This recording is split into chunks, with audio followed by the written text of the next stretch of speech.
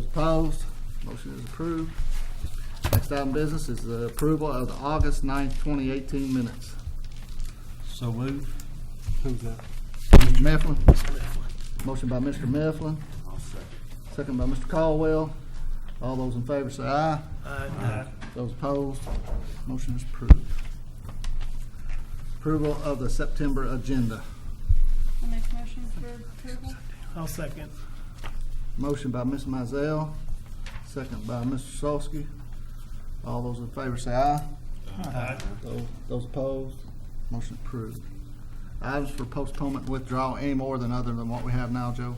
There is one more that's not reflected on the agenda. It's item E, Harbor Village Phase 3. It's postponed until October. Okay.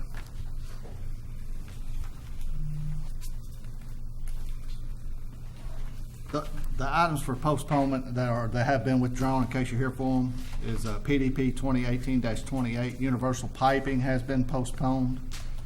FSP 2018-33, Murphy Property has been withdrawn. PSP 2018-42 and PDP 2018-43, Amerson North Townhomes has been postponed. PSP 2018-46, Harbor Village Phase 3 has been postponed. And PDP 2018-47, 105 and 107 Marketplace Circle has been postponed. So if you're here for those, we won't be hearing them tonight. Our next item of business will be the consent agenda, which I think we have one item, right, Joe? Two. Or I think two? we have two items. The Johnston properties too, right? Yeah, Okay. item C and item G. Our first item for the consent agenda would be FSP 2018-44, the Willoughby property. It's a final subdivision plat to divide one tract into two tracts, creating one 5.02 acre tract and one 41.02 acre remainder tract located at 266 New Coleman Lane. Is anyone here in opposition of this application? Would like to speak on this application? If not, we'll take a motion for consent. I'll move we accept FSP 2018-44 Willoughby property. Second. Motion by Consent. Mr. Smith and a second by Mr. Solsky. All those in favor say aye. Aye. Those opposed, motion is approved. Is anyone here for that application? Can you come up and sign the papers, please? G. Our next item for consent would be FSP 2018-48, the Johnston property. Final subdivision plat to create one new 6.185 acre tract, leaving a 8.014 acre parent tract located at 1423 Newtown Pike. Is anyone here in opposition of this application or speak on this application? Jay and Judy Hollingsworth, we were just trying to get a definition of what was transpiring, whether you're thinking about a cluster or anything. We just wanted to know what. Can you help them out real quick, Bill? G here. Well, it's dividing a 14-acre tract in two, so it's just adding one parcel. Two over lots 5 acres, instead of 2 lots, yeah. No cluster. Possible, right? 2 lots. That's it. Yes, that's it. Any chance of this? No cluster, no. No, it's not large enough for a cluster. You okay with that? You okay with that? I'm afraid, yeah. If that answers your question, we'll take this one for consent. I'll make a motion for FSP-2018-48 Johnson property to be approved consent. Motion by Mr. Solsky, Second? second by Ms. Mizell. All those in favor say aye. Aye. Those opposed, motion is approved. Anyone here for that application? If you could come up and sign your papers, please.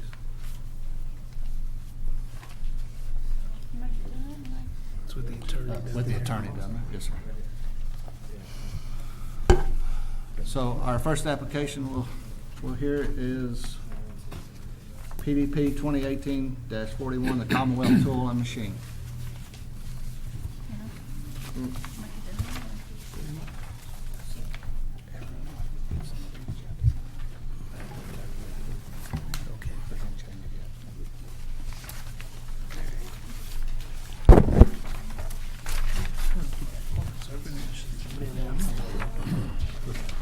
This is a preliminary development plan to construct a 102,000 square foot manufacturing building on the corner of Endeavor Drive and Enterprise Drive, which will be a future road in the business park.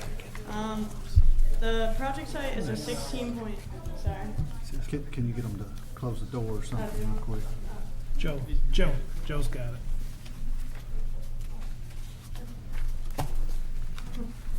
The project site is a 16.07 acre parcel that is zoned I-1 light industrial and is located, it's subject to all the BP1 standards though because it is in the business park. So some of the setback requirements, design criteria, etc. is going to be a little bit different than what you typically see in the light industrial zone.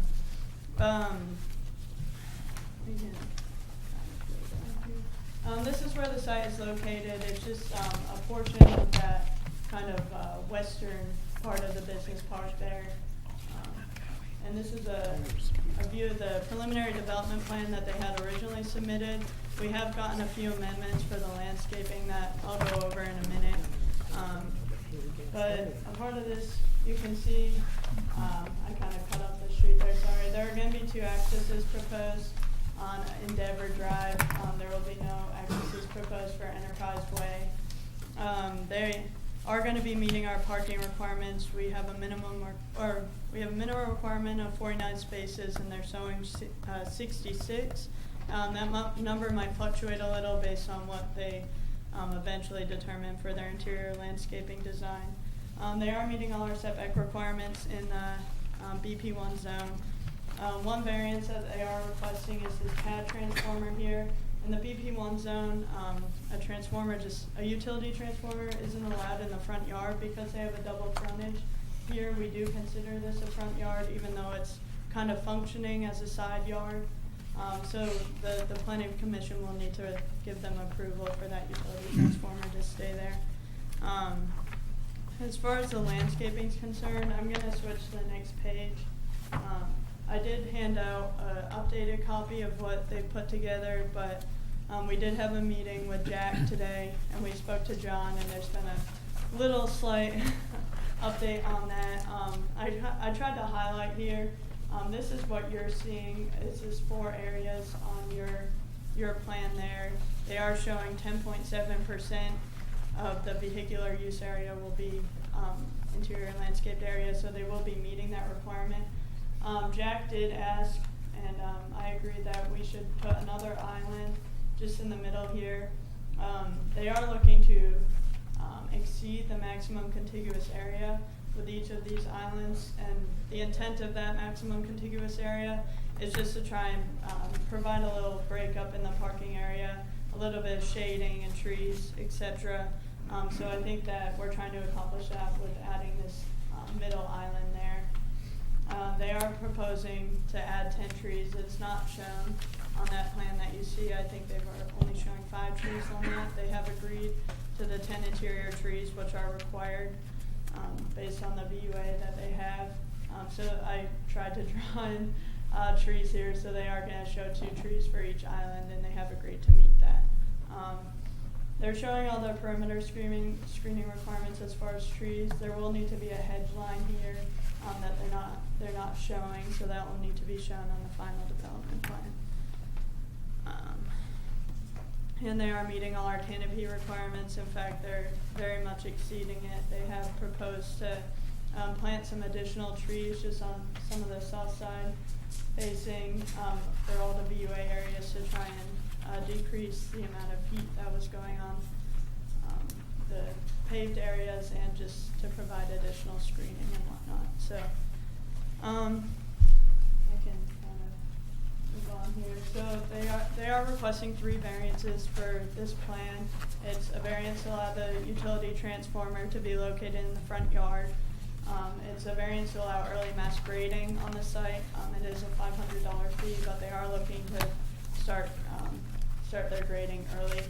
So we call that out as a variance, and the planning commission is going to have to give approval for that. And then a variance to exceed the maximum contiguous area allowed in the VUA from 350 square feet to 827. I should have kind of gone over that a little, but the only one that's 827 is this corner right here, and it's not really usable space. All the rest of them are around 375, 400 square feet, so it's not a huge deviation from what we typically look for the landscape area. And then all the conditions are pretty standard. I don't think I had anything out of the ordinary there. So, did you guys have any questions for me? Will the doubling the trees in each of those islands, I mean, that in just a few years, they're gonna outgrow the island, won't they? I don't know. I'm not an arborist. I don't think the size of the islands, I don't think they'll outgrow them. Yeah. Typically, we get much smaller islands, so and we used to require 2 trees for 250 square feet of island area. Uh-huh. I think those are much And larger. now we require 1 Okay. 150 square feet. There's several times it won't exceed 12 and 16 feet. You know the rules. It ain't like it's your Yeah, I'll let first him time answer that here. question then. Sorry about that, right?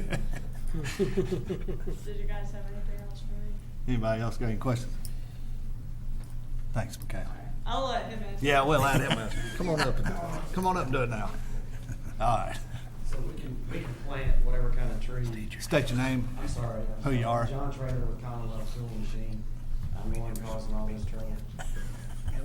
We can plant whatever kind of tree would fit in there appropriately. My thought originally was to put just one tree and make it a larger, like a poplar tree or something like that, to produce more shade in the area. But if we want more trees, we'd probably go with more of a flowering crabapple or a Japanese maple or something like that that'll stay smaller and be a slower growth tree. So we'll work with them and we'll get that figured out.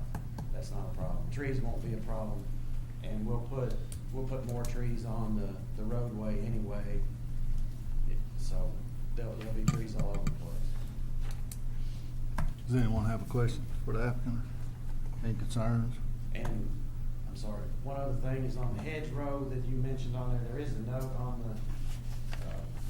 the plan. It's up above the Endeavor Road, on the other side of Endeavor Road and where the retention area is. There's a note that just says tree line and hedgerow, so that is in the plan, so the hedgerow is in the plan on the front of the parking lot. No problem. I just wanna make sure everybody's clear on that.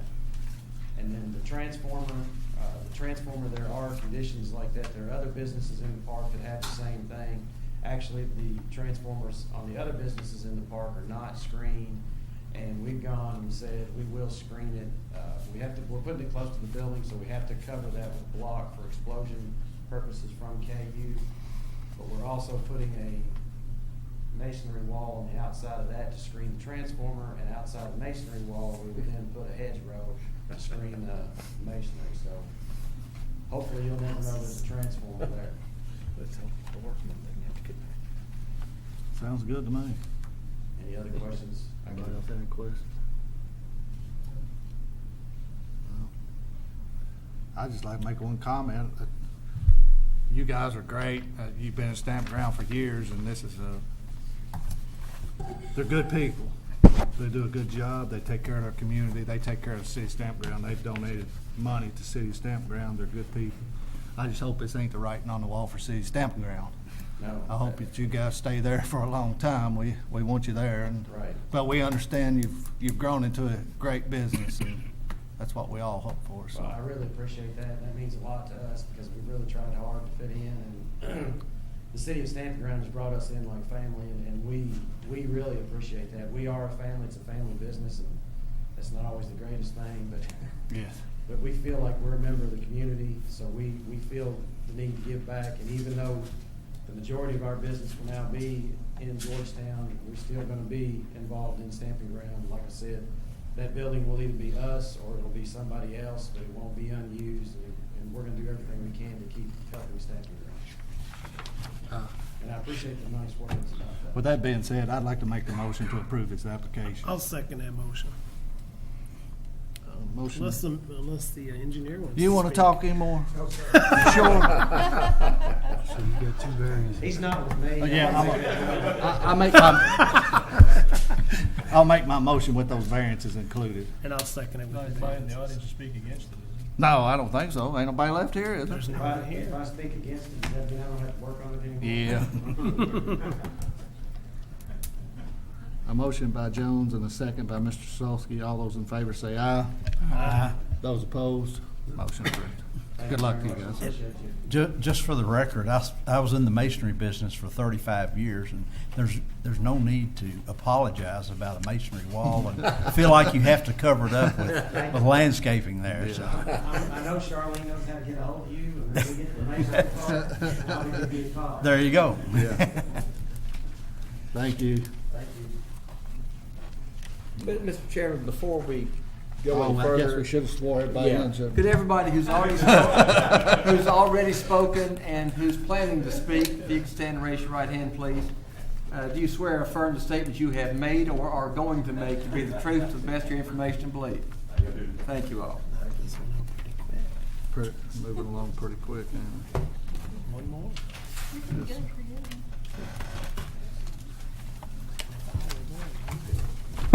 Our next application is ZMA 2018-45. It's South Crossing. It is a zone change.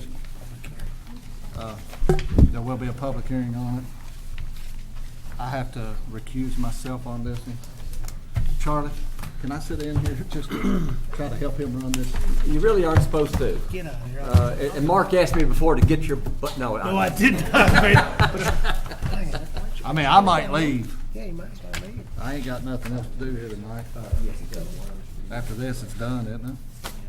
So, Before, yeah, we're gonna. so I'm probably out of here. Thank you, guys. Rob, see you later. Go ahead, Joe. This is ZMA 2018-45, a zone change request on the Bradley Farm. Before you get started, Joe, we'll open the public hearing, right, Okay. technically? Yeah. Excellent. Thanks. Thanks. This is a 66.45 acre farm, zoned A1 on the south side of the bypass, west of the Mark Apartments, south of Kroger Marketplace, and south of Bradford subdivision. The request is to rezone the property from A1 to R2, medium density residential, R2 PUD, for the area within the urban service boundary, and A1 to C1 conservation for the area outside the urban service boundary. The urban service boundary on this property runs along Cane Run Creek. The 820 contour of Cane Run Creek has been designated as the southern urban service boundary of Georgetown since the early 90s when the bypass first was planned. That's also runs basically from 25 to where Cane Run hits Frankfurt Pike. So that's the green belt essentially was first designated in that area. Cuts through a lot of farms. It doesn't follow parcel lines, obviously. On this farm, it's along the southern boundary, and then it comes up on the west side of the property. It kind of hooks in on the west side, so that the urban service boundary is actually not just on the south, but comes in on the west. So the request is to zone just the Bless you. R2, just the area inside the urban service boundary. The property's rolling, partially wooded. It's been used for agricultural purposes for a long time. Our future land use map designates it urban residential, so that's the yellow color. And then it also designates the 820 contour here in green as the green belt for the southern portion of Georgetown. The blue is just, I think, Cane Run Creek and that corridor, the floodplain corridor. So as you can see, the green belt kind of comes in on the west side, but it follows primarily the south side of the property. The access is there's 2 points of access available. One is aligned with Hemingway Place. It's the main access for the farm, but because there's an access easement across the apartment project in this land here, there's also access to the traffic light at Marketplace. So those are the 2 points of access available to this property. In considering any zone change, we have to look at really three things. One, does it comply with the comprehensive plan, future land use map, and the plan for the property in the comprehensive plan? And if it doesn't, is the current zoning on the property inappropriate for some reason? Or if it's not, or can't show that finding, have there been changes in the area, economic, social, physical, that justify a change in the zone on this property? So finding number one is in place. It is in conformance with the comprehensive land use plan, including the future land use designations for the property, which are urban residential inside the urban service boundary and conservation along the green belt. So it's in conformance with one. We don't have to look at A and B.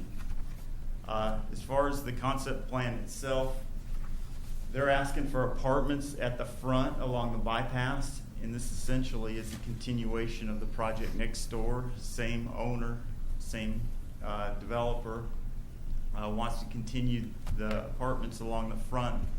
5 buildings, 140 units on the front, and then behind that, and kind of around that, using the 2 access points, single-family lots on the entire back, kind of stepping down in density to the bypass, and then conservation, undeveloped areas in the conservation zones. They've also included this large area of open space to the west, which is larger than the conservation zone, but the reason that's in place is to get the density available for the apartments. So that is really included as part of the apartment area. They're asking for the PUD zone because the R2 zone, the R2 residential medium density zone, allows both single family and multifamily development. Typically, we usually don't see the same property used for both types of use, land use. So because they're doing both, they want to do both apartments and single family, and they need some of the design flexibility to plan for both on a single piece of property. They're asking for the PUD zone. And although all the single family lots conform with the underlying zoning, so they could all be done without the PUD zoning. They're not asking for any setback variances, any lot size variances. They need the PUD designation because they're asking for 2 variances in the apartment area. One is to increase the height of the apartments to 3 stories and 38 feet. The underlying requirement or restriction in the district is 30 feet, 2 stories and 30 feet of height. You want to go above that by 8 feet and an extra story. Also, the other thing the R2 restricts is the number of units per building. The maximum number of units per building in R2 is 6 per attached multifamily structure. They want to do 28. So they want a variance to allow that increase in density in the buildings and the increase in size in the buildings. The overall density allowed in R2 is 12 units an acre. So overall, hypothetically, they could get 12 units an acre if they got the R2 density. They're asking for 5 units overall, so they're asking for a much lower density to build out to. They're also protecting, when we get a PUD application, we typically ask for 10% open space. They're providing they're providing 11% overall outside the C1 zone on this project. So this area of open space tied to the apartment project is 11% of the total. It's a little over 6 acres in open space. And then 6 acres additionally in the C1 zone, which won't be developed, will be left out of the urban service boundary, will be designated conservation if the zone change is approved. So a total of about 12.5 acres overall will remain open space out of the 66. So it's roughly 20% open space overall. Other, I guess, details of the concept plan. There are these 2 entrances.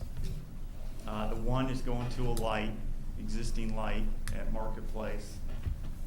The other one is an unsignalized intersection, but they've done a traffic study, and the conclusions of the traffic study were that the only major impacts of this development at build-out would be to increase or decrease the level of service at the Hemingway, the unsignalized intersection, mainly for the traffic coming out of Bradford, turning left out of there. So the traffic study recommends that this intersection be improved on both sides to 3 lanes, 2 lanes out and 1 lane in minimum. So it recommends that there's a through in a left turn, I guess going out, in a right turn. So dedicated right turn to get the right turns out of the way. And the same thing on the other side. They're also showing a left turn in turn lanes in both directions into this entrance at Hemingway Place. So it does recommend corrective measures, and they are saying that they will be responsible for those improvements at the entrances. And again, there is a light there, so I think a lot of the traffic coming out will use that light if they want to turn left. And Bradford does have other ways in and out of the subdivision. They do have access to Showalter at the light, and they can go the other direction as well. And the right turn should be still be able to get out without much problem. The other thing that they are showing is a future connection to the farm to the west. So if and when this farm is also planned urban residential, so if and when that does develop, they will have access, an additional access and way out to the bypass. Since the bypass is limited, it's limited access, and it has, I think, access points built in, cuts in the median every 1,200 feet. So you're not going to get another one for 1,200 feet west. So they are showing a connection adjacent. Again, this is also a concept plan, so we will see them come back before this property can be developed. They'll have to come back with a preliminary development plan for the apartment area and a preliminary subdivision plat for the single-family lot. So you will see it back again. And I just wanted to point out that they are asking for 302 units, 162 single-family and 140 apartments, and that's 5 dwellings per acre overall for the overall property. R2 allows 12 units an acre. It's built out completely to the maximum density allowed. This is on the Greenbelt, and there is a Greenbelt ordinance, so they'll have to meet all the requirements of the Greenbelt ordinance, which is essentially a year-round screen at the Greenbelt boundary to kind of screen all the urban uses from the rural uses beyond the urban service boundary. I've put as a condition of approval that at the time of preliminary subdivision plat and preliminary development plan is when we would establish the location and this kind of the species-specific landscaping at the Greenbelt. It does require a farm fence, so a plank fence with wire mesh and just a year-round screen. So that can be existing landscaping, can be used as part of the screen or all of the screen if it's there, or it would be new plantings. So the details of that, I think, would be better to work that out at the preliminary plan stage. So that's what I'm recommending. I've gone over the traffic study. The two recommendations are that there be essentially 3 lanes out and 3 lanes across the street at Hemingway Place, so to allow a dedicated right turn lane on both sides, and then the turn lanes in and out of the Hemingway Place entrance. So because it does comply with the comprehensive plan, both the future land use map and the Greenbelt designation and guidance, we are recommending approval. of the zone change, both to R2 PUD and to C1 conservation, with the 2 waivers or variances to the underlying R2 requirements on the apartments. I think those are justifiable based on the extra open space they're able to provide by kind of providing a more compact layout of the apartments and not having to kind of spread that around over close to the conservation area. So recommend approval with the 2 variances, and then I think there are 8 or 9 conditions of approval. I guess the main couple, one, they be responsible for providing all off-site traffic improvements at the entrances. 2, that they be restricted to the concept plan as presented. So when they come to preliminary development and subdivision plat submittal, it should follow the concept plan. The property within the urban service boundary needs to be annexed as a condition of approval. So where they'll have to go through the annexation process with the city of Georgetown, concurrent with the rezoning. So we'll take the area within the urban service boundary to the city of Georgetown for approval, along with the annexation. The area outside the urban service boundary, zone conservation, proposed for conservation, will go to fiscal court, since that'll stay in the county. It won't be annexed. Could you repeat that, Joe? I didn't catch that. Since the urban service boundary kind of cuts their property in 2, so there's a portion of the property that's outside the urban service boundary, the city of Georgetown won't annex area that's outside the urban service boundary. They'll only annex up to the urban service boundary. So that zone that they're asking for outside will have to go to fiscal court for approval. Then I guess condition 4, which I didn't really mention, we do have a trails plan that shows a future trail corridor in the Greenbelt, and we've asked that they provide an easement in the Greenbelt area and show that on the preliminary subdivision plat for a future trail through the Greenbelt. 5, they follow the Greenbelt ordinance at the time of preliminary submittal. I believe the rest are all standard conditions. They just follow our ordinances. Any questions for submittal Joe? process. Yeah, I got one. The overall density for this project, does it include the Greenbelt designation, or is it separate? I calculated based on the Greenbelt also, I believe. I may have to figure it up again real quick in my head. It was 302 units. It was 59 acres without the Greenbelt, 66 with the Greenbelt, so can't remember if I included the Greenbelt or not, but 302 divided by, Still about 5. Mark should be able to do it in his head. It's still about 5, yeah. 300 divided by 60 would be 5, and 59. I have a question too. I think I did include the Greenbelt, but I'd have to do the math real quick. I just wonder if 2 entrances is going to be anything like enough for that. You all have studied that and so on, I'm sure you know, but it seems like a lot of people are going to be there in one little spot to all be coming out to go to work at the same time. Yeah. Yeah, the workshop, we said maybe 1,500 people would be living in that area. Well, it could be 300 units.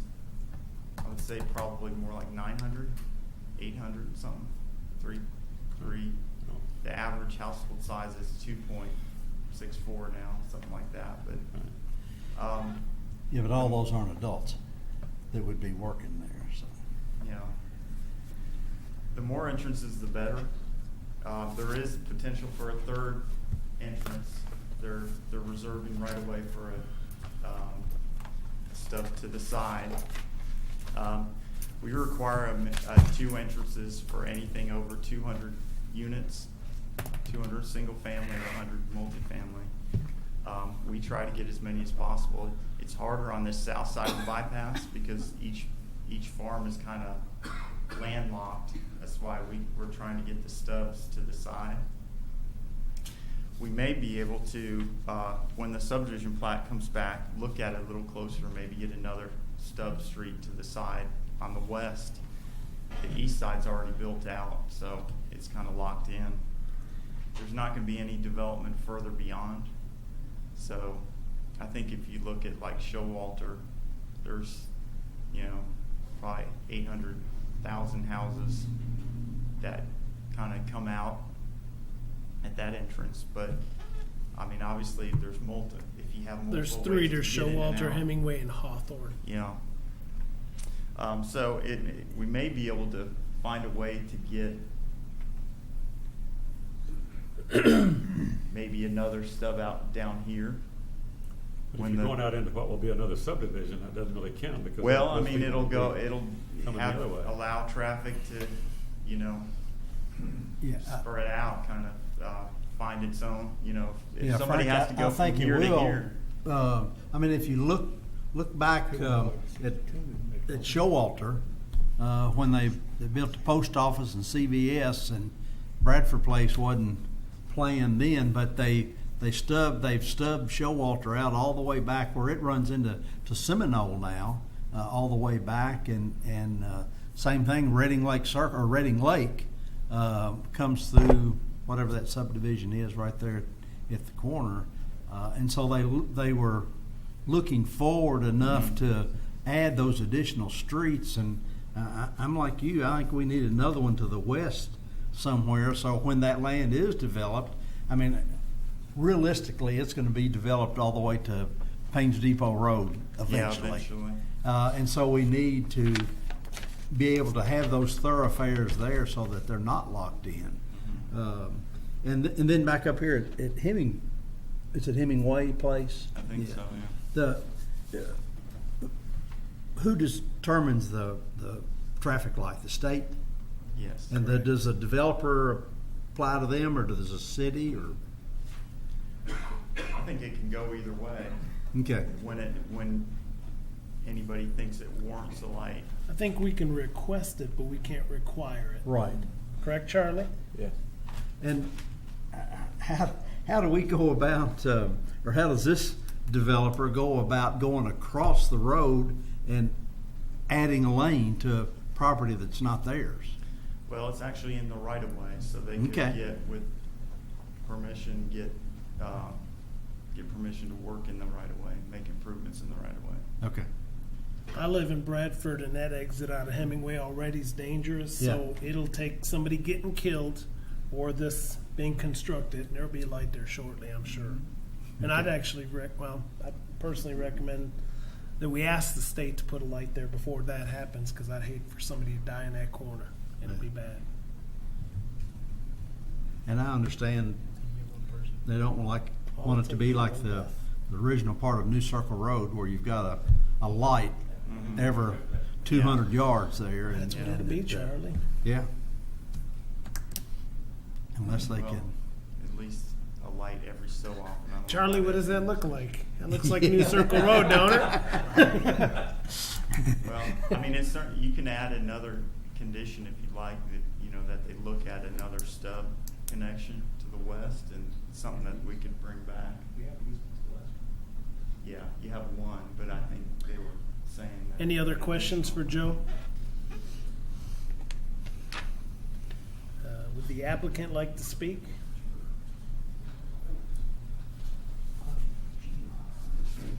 And we'll get to you, sir, I promise. There we go, perfect. Nick Nicholson, here on behalf of the applicant, Rory Cayley is here with me as well. I also have an affidavit for the record, since the property owner is different than the technical applicant, to consent to the zone change and allow us to be here today. I did have a full presentation for you, but I have a feeling what everyone really cares about is traffic, as opposed to the fact that this is in compliance with the comprehensive plan. So unless there is questions regarding the comprehensive plan aspects of it, I will just focus on the traffic, the questions that I'm hearing right now. First of all, we are showing, two entrance points, one with a light that we do think all of the primary, it will be the primary access point. I think our traffic study shows that it's kind of closer to 70% than it is 60% of all projected traffic will be using that light as opposed to the entrance that lines up on Hemingway. And even at Hemingway, I think it's 47% of the traffic that would be using Hemingway would also be taking a right and would not be trying to conflict with any of the traffic coming out of Bradford.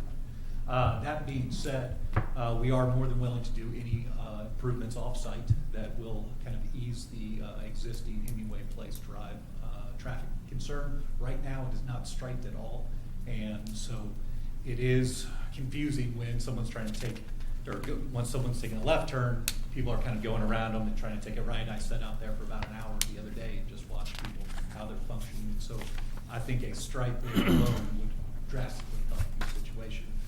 We are more than willing to do that, and as Mr. Kane indicated, it is in the right of way, so we will be able to make improvements over there. We are showing an access point, or an access easement for when the property to the west does develop. This would be similar to basically what Showalter is today once the property fully develops. That'll work. Sure. That's much easier. So we have the access easement right here, and this would basically, once it gets down to Payne's Depot, function almost identically to what Showalter does today. The issue with putting any other type of kind of access easement here is the greenway. So this greenway goes all the way down and basically kind of locks us in. There's a small kind of area right here that would be, that's outside of the green belt that would be technically available for development, but in order to ever build a road, you are crossing over the conservation land for the green belt. If that is something that Georgetown would like to explore, we're happy to talk about that at the kind of the development plan phase, but we had a feeling that that is something you all would take a very hard stance that that is not going to happen. So what we, essentially proposed is to make sure that there is connection for future development that would be able to lead over to Payne's Depot as development comes through, but focus most of the traffic right here at the light, and we'll certainly cooperate with the state with regards to kind of putting a signal right there to make sure there's improvements across the way, and that is kind of where we are. Unfortunately, the state is in control of this road, and so they decided that where the curb cuts are going, that it's every 1,200 feet, there's no other kind of choice there. And so without their cooperation, there's not a way to put another access point out onto the bypass. So we're doing kind of the best with what we can with regards to traffic without knowing how exactly we're going to get all the way to Payne's Depot as this kind of develops. But we do think that this is, as Georgetown grows, we think that this is an ideal location as far as it's already inside their urban service boundary, and it is on one of the kind of main arterial roads and only about 0.2, 0.4 miles away from Lexington Road as well. So we do think if growth is coming, which all market indicators say that it is, we think this is an absolute ideal location that is kind of already suited for this use. I'm happy to answer questions. I'm happy to let this gentleman talk. Any Whatever questions you all for would the like. applicant? If not, we could bring the other gentleman in the Please. back who had a question, I think, sir. Excuse me, Dudley, you weren't here when we swore in, were you? You swear affirm what you're, thank you, that's good enough. Yeah, my name's Dudley Jennings. I'm his neighbor to the west. I have no opposition to letting him rezone to R2. But I agree with Mark. That entrance to the bypass is already maxed out. I've lived there all my life. It's already a hazard. I don't know how they're going to build it up. That's not up to me, and I don't know what their plans are. But it's a poor entrance to begin with from that area. And as far as them getting access to Payne's Depot is going to cost a small fortune. Yes, that's right. It's going to cost a small, because they have to cross a flood zone that gets up anywhere from 4 to 10 feet. That green zone that Joe spoke of, yeah, it's gonna stay green zone. Cause all that water off of Bradford goes right down through me. In order to get to Payne's Depot, you have to cross that green zone. And to do that, for them to get a entrance on their west side to the back end, they have to cross that. And it's gonna cost them a small fortune to get to my place.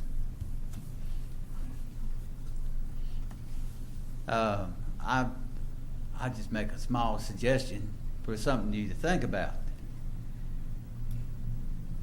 The front end of that would be all right to zone right away. The rear end of it would be hold off till they do get another entrance to the west side, unless y'all want some deaths on your conscience, because there's going to be some people killed in that entrance off the bypass in Hemingway. That's all I got. Thank you, Mr. Jennings. Anything else? Anybody else have any questions? I've got a question for either Joe or Charlie that I don't understand. Although this property is within the urban service area, it still has to be annexed? Yes. Yeah, any urban density development has to be annexed into the city. The county, you don't do this kind of development Right. in the county, so it Right. has to be annexed, yes. So just because it's in the urban service area doesn't mean the city controls it there. It's got to be annexed. Well, it means that the city has indicated that they're likely to, but they still have to actually consider it. It's got to be presented to them, and they've got to make that determination. They've got to have that vote. Okay. That certainly indicates, in all likelihood, yes, it's going to be annexed, and that they would take the recommendation since staff's gone through it and it does meet our regs. But they still have to do it, so it's not a guarantee of any sort. Thank you. Any other questions? This is a public hearing, so do we have anybody else to speak in favor or against? So I think we need to close the public hearing. Yes, sir. Officially close public hearing. And probably need a motion.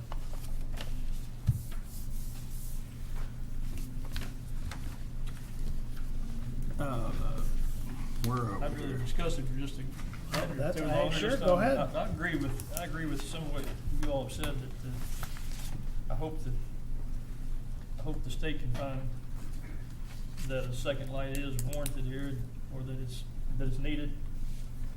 Because like you, between two fairly large subdivisions using that same entrance without a light. I think Charlie's already answered the question, because I mentioned it. Mr. Jennings said that, we can make it not a requirement, but we can definitely request it of the state to put a light in there. And I really think we need to do that, because I know enough people in that subdivision, because I live there, that claim prior to you even coming here, or I should say South Crossing coming and being developed, that is one of the most dangerous corners, I think, on the bypass right now, that's not lighted. And somebody's going to get killed there. Well, and I have to think, with the coming of a development across the road, I really can't imagine that the state's going to wait for anything else. Right. Now, they've got certain standards that they've got to have numbers to document before they approve any number of things, lights being one of them. I can't imagine whatever warrant they've got for that standard, this isn't going to meet that. Can we add that as a condition of approval to request a light by the state? I would suggest you don't, because that really isn't a condition on them. I would suggest we have then a motion right after you finish with this that directs staff to either ask them for it, or maybe more politic, to ask them to study the need for a light, because it appears to this body a light is needed at that intersection. Because that's probably what they do first anyway, is study the need of it. This is a zone change anyway. This is not back. Right, they'll have to come back preliminary. More details All right. on everything. Anything else? All right, still need a motion. Oh, I had one other question I forgot to ask her. As this is proposed now, can you tell me what the average lot size is of the residential lots? I'm guessing they're 60 by 130. 60 by 130. See, Mr. Jennings. Thank you. I think it was 7,900 square feet. So that's on the minimum 7,500 square feet. I like that.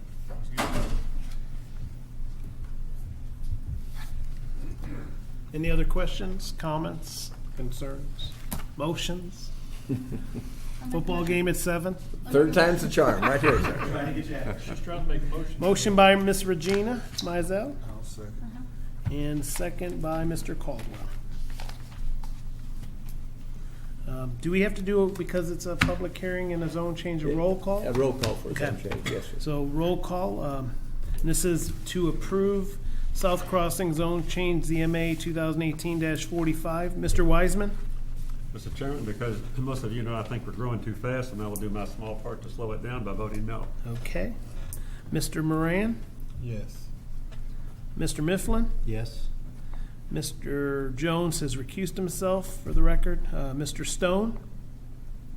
Tough decision, but as it reads right now, I'm gonna say no. Okay, no. Mr. Caldwell? Yes. Mr. Smith? Yes. Mrs. Mizell? Yes. And the vice chair votes yes as well. So it passes 6-2. And this Thank you. recommendation we sent then to the two legislative bodies. Correct.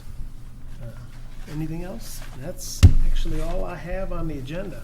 Well, and even though it's certainly correct that this is only the zone change and it'll all come back, but to go ahead and get that consideration to the highway department, I would suggest you go ahead Yes. and make that motion, send that request, and who knows, we might even have something from them. So that's actually a separate motion we need? Yes, sir, yes. That's just our communication to them. And as vice chair and living in that neighborhood, I'd like to make the motion that we send a request to the state directly, not politically correct. We just need to send the state.